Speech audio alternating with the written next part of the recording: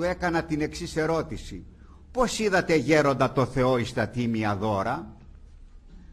Απήντησε: με τα μάτια της ψυχής. Δεν μπορώ παιδί μου να το περιγράψω. Βρέθηκα τη στιγμή εκείνη σε κατάσταση αρήτου, ανεκφράστου μακαριότητος, ανεκφράστου ειρήνης, αγάπης, θείου έρατος και πλημμύρα δακρύων.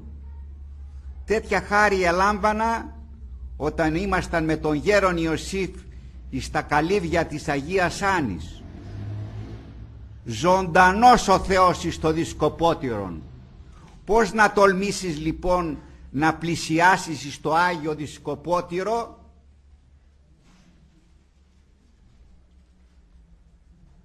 Γι' αυτό χρειάζεται και προετοιμασία πρώτης Θείας Κοινωνίας. Ο ιερεύς μας, ο πνευματικός μας, είναι εκείνος ο οποίος θα μας πει τι πρέπει να κάνουμε και λοιπά, πρώτης Θείας Κοινωνίας.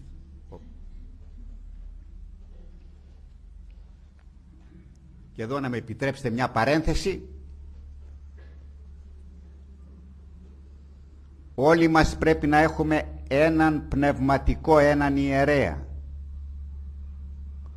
Αλλά πρέπει, αν θέλουμε να προοδεύσουμε και εμείς οι μοναχοί, τον πνευματικό μας, και εσείς οι κοσμικοί. Αλλά πρέπει να κάνουμε αυτό που λένε οι Άγιοι Πατέρες, και ιδιαίτερα ο Σιμεών ο Νέος Θεολόγος. Λέει ο Σιμεών ο Νέος Θεολόγος: συγκολήσου με τον πνευματικό σου πατέρα με αγάπη και φόβο Θεού, σαν να είσαι με τον ίδιο το Χριστό, εάν θέλεις να γίνεις κληρονόμος της αιωνίου χαράς και μακαριότητος. Να το προσέξουμε αυτό το πράγμα. Το σπουδαιότερο από όλο αυτό είναι όλοι μας πρέπει να έχουμε έναν ιερέα, ένα πνευματικό, να το βλέπουμε σαν να είναι ο ίδιος ο Χριστός και να του κάνουμε απόλυτο υπακοή. Κλείνω την παρένθεση.